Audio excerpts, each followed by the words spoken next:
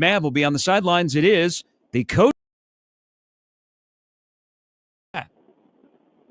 Good morning, Gary. How you doing? Good. I know that you are going to deflect everything if I try and ask a question about being named Coach of the Year. So let's go at it this way.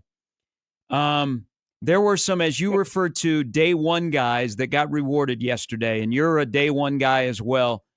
What did that mean for the program after the season that we have had to hear that the Summit League peers recognize Markel, JJ, Jay-Sean, and there were a couple of others. This is the year. This is the most Mavs that have ever been nominated for awards. But what did that mean for your program to see those guys rewarded for their efforts?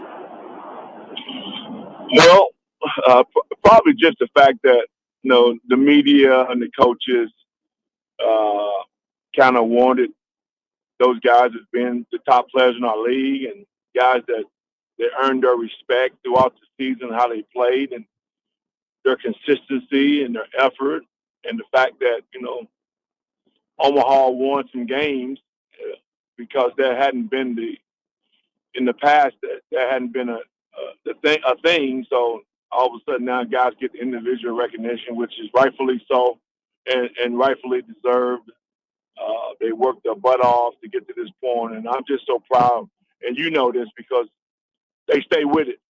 They stay with it. And this generation of guys not staying with things and guys moving on to something bigger and better, or things don't go the way they think they should go, they move on. And those four guys stay. They stay with it. And I'm just so proud of that. And we need more of that in college basketball. Mm-hmm. Hey, Coach Matt here. Just want to congratulate you on a great season you guys had, and winning Coach of the Year. When you first came on the show, Matt. of course. When you first came on the show, I think it was about a month and a half, 2 months ago. The first question I ever asked you was about Markel Sutton, and he was having a pretty good start to the season. And you talked about a guy who you came in with, and not only was it developing him as a basketball player, but it was developing his body, having him grow into being a physical player. Did you ever think that when you saw him, when he came into the program, when you first started coaching him, when you saw this skinnier looking dude, that he could develop into the best damn player in the Summit League? Well, I didn't quite know he would be the player of the year of the Summit League. I didn't know that. But I did think that he had some upside and potential to really, really fill his body out. He was athletic. He was willing to work. He just was naive to the process of what it's going to take. And he listened. He listened, and he did everything we asked him to do. And you're talking about a comprehensive development. I mean, you're talking about a kid that wouldn't say 2 words to you when he got here. True. And Gary knows this because now he talks. Now he's one of our leaders. That's awesome. He can do an interview now without getting stuck. I mean, so he's come a long way from from Connors State Junior College to being the player of the year, and we couldn't be more happy with his development and how he's turned out. Hey, there's the one thing I like about this team, and it truly is a team, and it's truly a family. Like, guys hang out with each other. They like being around each other. I think they love each other, and they are great teammates, and they're trying to pick each other up. And they're also very good at what they are at Omaha to do, and that is to play basketball. But there's also the part of we've dealt with some adversity and guys individually. And one guy, and he's very much a character, and he always brings a smile to my face. And he has really taken a huge jump from his sophomore to his junior year. But Crutch, I don't think the story is told enough. And I was so glad to see he was on the all-defensive team yesterday, and Jay-Sean Glover. We went to the Summit League tournament last year, and Jay-Sean had been out about 6 weeks because of a serious health issue that he was dealing with. He comes up to Sioux Falls. He's at the game, and we're like, my God, he has lost so much weight. Is he ever going to play basketball again? That was a year ago. He's going to go to Sioux Falls to play tomorrow night, and he is one of the key contributors. I mean, can you even put it into words, the journey that Jay-Sean has had from kind of coming from his upbringing quietly to what he overcame last year to where he is, where he truly is grateful for the news yesterday that he was recognized as an all-defensive guy in the league? That's rightfully so, Gary, because he was so excited and had one of his best practices yesterday. And his journey is different, man. You're talking about a kid that grew up in Chicago on the south side of Chicago. Family had to move to Minneapolis, and there's various issues. We won't get into all that, but he ended up in Madelia, Minnesota, right? And under recruited, nobody knew who he was. Luckily, Kyle Brown saw him play somewhere in an event, and when we got the job, he was one of the guys that we went after. But he came in as a big time scorer in high school, but he only scored around the rim, and he couldn't really shoot it. So he developed. We knew he had to develop as a shooter. We knew he had to develop his ball handling, and he did it. And the other thing that he's been able to do is the fact that he stayed with it, even though he had some games where he didn't get off the bench, Gary, and you know this. And games where we didn't play, he just wasn't ready to play, and he stayed with it. Then all of a sudden, last year, he's playing his best basketball, and he gets the blood clot in his arm. And he has complications from the blood clot, complications from the surgery.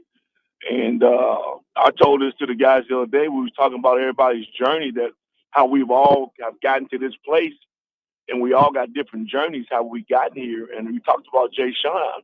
And I got emotional, and I'm probably going to get emotional now because I sat in my car in Methodist Hospital in the garage for about 15 minutes, and I could not move. I could not leave. I couldn't push the button to start the car. I was emotional wreck after I left the hospital and saw him, because I was afraid for his safety. I was afraid for his life. Take basketball out the picture. And I told him, I said, I don't care if you touch it, basketball ever again. We're going to make sure you get your degree at UNO, and we're going to help you do whatever you want to do. Don't you worry about basketball. You worry about getting healthy. And, you can see that was a really emotional time. But Gary, we had no idea if he was going to play again. Yep. Coach, all the doctors said the same thing. Coach, you get emotional talking about Jay Sean, and Gary brings up the fact that being around the team, they're like a family. I want to, and I think I don't know, I'm pretty sure you saw this, but I saw this when I went to the Denver game at Baxter Arena, where Josh Strite went up for a dunk, and then it turned into a layup, and he missed it, and it was a bad mistake. And then, and it was embarrassing, right? Everyone, he was wide open. He smokes it. He didn't know what to do. Guys go back down, defensive possession. You make a good stop. Then Denver ends up calling a timeout. But Josh puts his hands on his head, and he's obviously still upset from the massive mistake that he made previously. And Tony Osborne and the guy that we talked about, Jay Sean Glover, sprint out onto the court. And Jay Sean says, "You're good. You're okay. We're fine." And Tony literally lifts up his head. And goes, "Put your head up." That's a family, right? That's a family right there. How do you build that? How do you build as a coach that culture to really, because it's easier said than done to get these guys to play for each other. What do you think it is about this group that just they're willing to do whatever it takes to win these games? Well, I think it's all individual personalities, man. How they all mesh together with their individual personalities, and some of it is their upbringing, and some of it is the way we deal with them on a day-to-day basis, with creating that family atmosphere, making sure everyone has value. We talk about roles, we talk about value, we talk about how you influence our team, even if you don't even play. And I think that's resonated with these guys because they all have value to what we're doing. Even our walk-ons, they all have value. Even the managers, they all have value to what we're doing. And we talk about it every day. Now, roles may be different, and your production and the results that you're getting may be different, but the value is the same. And we talk about it every day. We talk about family every day. We end every huddle with family. And I grew up in a big family. I got 6 sisters, so that's all I know is support one another, having each other's back, and that's all I know. So hopefully we kind of brought that to this program, and that's what our culture is. Yeah. If guys support each other and they continue to play hard for each other and they move the ball and you have any kind of talent, hopefully you can win some basketball games. Yeah. How do you win 3 basketball games? Well, I know there's got to win the first, but how do you get to the next step this upcoming weekend in Sioux Falls? I think being locked in, being focused, definitely we got to defend and got to rebound. That's what we're hanging our hats on. We got to defend, we got to rebound in Sioux Falls, and everything else will fall in line if we move the ball and share the ball. And as long as we're connected and stay connected, I like our chances. And I know our guys are fired up. We kind of we refocused them yesterday, and we had a good practice, and we're getting ready to go on the floor here in about an hour and a half. And I have no doubt we'll have another good practice and get on the bus and head to Sioux Falls and try to make history.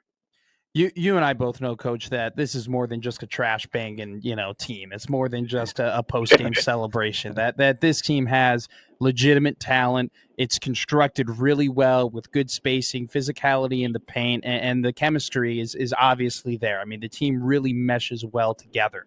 When did you know, or was there a moment or a day or a game where you're like, man, I think we got something special. I think we have the ingredients to go on a run and make it to the NCAA tournament?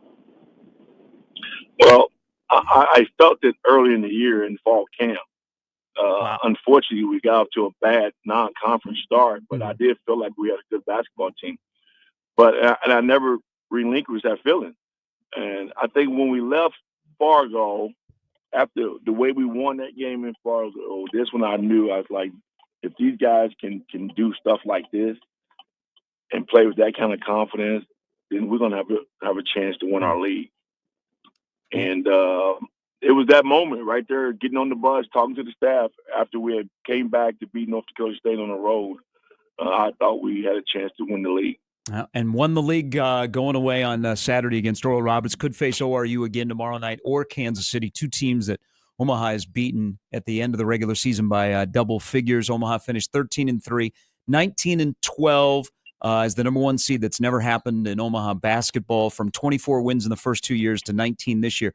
We'll get you out of here on this, Crutch. You've been a lot of different places. You've been at high-level programs and major universities that have great academic backgrounds. Oklahoma, Oregon, Arkansas. Have you ever been around a chancellor like Chancellor Lee? No doubt about it. Never. Now, I mean, it's unbelievable. Her energy, her ability to connect with each sports team in her own little way. I mean, it's unbelievable. And she's totally vested in it. She's vested in it. She's just not doing a photo op. She's involved. We talk on a weekly basis. I mean, it's unbelievable how involved she is, and she understands how important sports in a place like this could really, really uplift your university. Did in your wildest dreams, did you ever think she would pop out of the trash can? I did not think she would do it, but I'm so glad she did it, and I'm glad she did it, because I think that was a really fitting ending to that day. Yeah, it was a special day on Saturday. We hope for more special ones this week up in South Dakota. As always, congratulations. It is well deserved, all of the recognition that your program has gotten, and especially you. And you know that you have a really, really good staff, that everybody is aligned and works well together. And 3 more, my friend, 3 more in Sioux Falls. Exactly right. Thank you, Gary. Thank you, Matt. Thank you, Coach Crutchfield. You have a good one. That's the head coach.